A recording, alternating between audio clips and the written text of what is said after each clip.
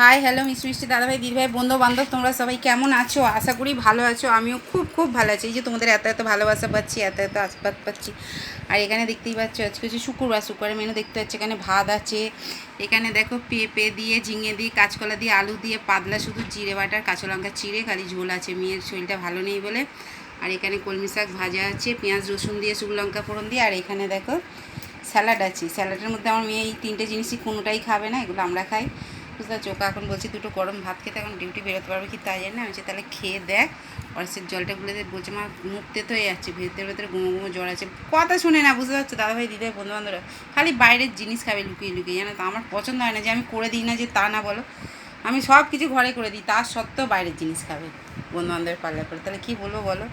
যখন এই যে ভুগছে, নিজে তো বুঝতে পারছি নিজের তো কষ্টটা হচ্ছে বলো। আচ্ছা ঠিক আছে, চলো টাটা বাই। সবাই সুস্থ থেকেও ভালো থেকে। আর এরকম পাতলা ঝোল খেতে কে কে ভালোবাসো? মাঝে মাঝে খেতে কিন্তু ভালোই লাগে বলো। মিষ্টি মিষ্টি দাদাভাই দিদিভাই বন্ধু বান্ধবরা, আর তার সাথে এই লেবু থাকবে, ব্যাস দারুণ লাগে এই ঝোলটা খেতে কিন্তু। কাঁচকলা আলু পেঁপে ঝিঙে দিয়ে, বুঝতে পারছো? ঠিক আছে চলো তাহলে টাটা বাই। সবাই সুস্থ থেকেও ভালো থেকে, এভাবে ভালোবাসা দিতে থেকো। কথাবার্তা রান্নাবাড়ি কেমন হচ্ছে অবশ্যই তোমরা বলবে কিন্তু কমেন্ট করে। আর আমার মিষ্টি মিষ্টি দাদাভাই দিদিভাই বন্ধু বান্ধবরা, ঠিক আছে চলো তাহলে টাটা বাই।